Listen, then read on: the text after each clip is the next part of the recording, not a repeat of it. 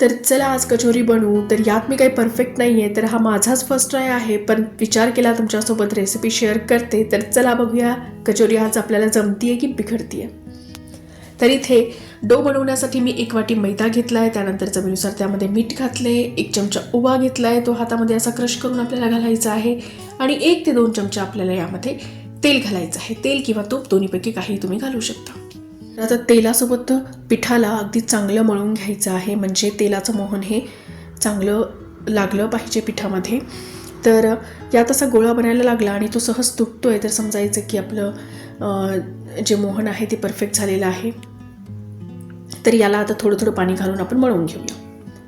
तर याचा सॉफ्ट असा डो आपल्याला लावून घ्यायचा आहे, म्हणजे खूप जास्ती कडकही आपल्याला पीठ मळायचं नाही आणि खूप पातळही करायचं नाही. तर मीडियम आपण पोळीसाठी वगैरे जसं करतो कणिक मळतो तसंच मळायचं आहे. तर पिठाला अगदी चांगलं मळून घ्यायचं आहे आणि अगदी सॉफ्ट असा डो आपल्याला रेडी करून घ्यायचा आहे. तर आता आपला डो रेडी आहे. याच्यावरती थोडंसं आपण वरतून तेल घालू, म्हणजे जे पीठ जे आहे ते कडक होणार नाही. आणि आता याला झाकून आपण साईडला ठेवून देऊ आणि आता स्टफिंगची तयारी करू. तर आज आपण आलू मटरची कचोरी बनवणार आहोत. तर इथे मी मटर घेतलेत 1 वाटी आणि मटर आपल्याला बॉईल करून घ्यायचे आहे. जर इथे फ्रोझन मटर तुम्ही वापरले तर त्याला बॉईल करण्याची गरज नाही आहे. तर मटर आता चांगले सॉफ्ट होईपर्यंत बॉईल करायचे आहे. यामध्ये थोडं मी मीठसुद्धा घातलेलं आहे. मटर बॉईल होत आहे तोपर्यंत आपण अद्रक आणि मिरची जी आहे ती मिक्सरला वाटून घेऊ. तर बघा अद्रक आणि मिरची मी वाटून घेतली आहे. तर मिरचीचं प्रमाण तुम्ही तुमच्या अकॉर्डिंग कमी जास्ती करून घेऊ शकता. तर आपले मटर अगदी चांगले बॉईल झालेत, एकदम सॉफ्ट झालेले आहे. तर चला आता आपण स्टफिंग बनवू. तर इथे मी थोडंसं तेल घातले. तेल आपल्याला जास्ती प्रमाणात नाही घालायचं. यामध्ये 1 चमचा जिरं घातलं आहे, अर्धा चमचा हिंग यामध्ये घातला आहे.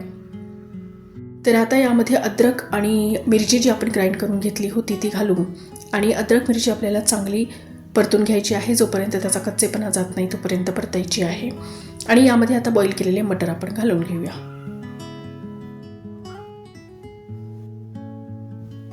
तर मटर आपले बॉईल आहेत, त्यामुळे जास्ती शिजवायची याला गरज नाही आहे. तर यात काही सुके मसाले आता आपण घालू. तर अगदी बेसिक मसाले घालायचे आहे. तर इथे मी घातले 1 चमचा धनी पावडर, अर्धा चमचा, अर्ध्यापेक्षाही कमी हळद, त्यानंतर 1 चमचा रेड चिली पावडर आणि सगळं व्यवस्थित मिक्स करून घ्यायचं आहे. जर मसाले जळत असतील तर अगदी हलकंसं पाणी यामध्ये घाला, अगदी थोडं पाणी घाला, म्हणजे मसाले हे खाली लागणार नाहीत. आता यामध्ये मी 2 बटाटे बॉईल करून घेतले होते, तर बटाटे यामध्ये घालू. तर बटाटे हे मॅशरने मी चांगले मॅश करून घेते आहे. तर 2 मीडियम साईजचे बटाटे आहेत ते मी यामध्ये घातलेत. आता सगळं काही अगदी व्यवस्थित मिक्स करून घ्यायचं आहे. चवीनुसार मीठ यामध्ये मी घातलंय.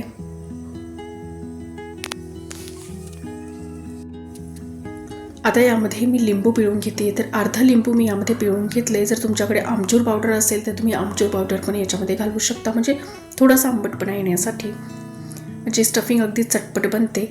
वरतून भरपूर अशी कोथिंबीर घालून घ्यायचं आहे आणि चांगलं मिक्स करून घ्यायचं आहे. आणि आपली स्टफिंग झटपट अशी रेडी आहे. तर चला आपली स्टफिंग रेडी आहे. आता आपण पुढची तयारी करूया. तर कचोरीमध्ये घालण्यासाठी जे सारण आपण बनवलं होतं ते थंड झाल्यानंतर ते छोटे छोटे बॉल्स मी बनवून घेतलेत.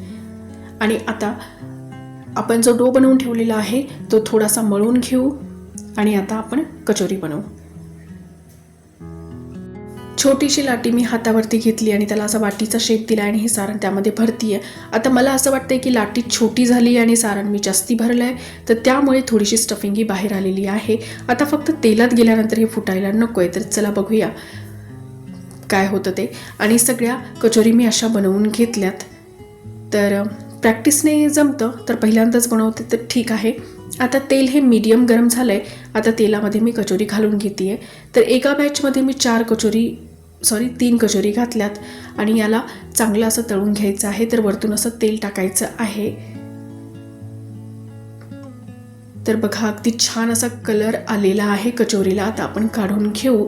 तर नॉट बॅड, मला असं वाटतंय की पहिल्यांदा ट्राय केलं आहे पण चांगल्या प्रमाणात जमलेलं आहे. तर टेस्ट चांगली आली पाहिजे. बाकी बघूया.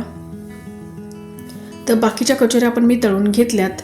तर एवढ्या सारणापासून माझ्या जवळपास 10 ते 12 कचोऱ्या बनल्या, तुम्ही बघू शकताय, आणि अगदी टेस्टी अशा या दिसत आहेत. तर चला ट्राय करू की कशी बनली आहे कचोरी. तर खरं सांगायला गेलं तर घरामध्ये सगळ्यांना कचोरी खूप जास्ती आवडली आणि खरंच स्टफिंग अगदी टेस्टी झालेली होती. आणि चटणी तुम्ही बघू शकता. या चटणीची रेसिपी जर तुम्हाला हवी असेल तर मी डिस्क्रिप्शनमध्ये लिंक देते. जर रेसिपी आवडली असेल तर व्हिडिओला लाईक करा आणि चॅनलला सबस्क्राईब करणे विसरू नका.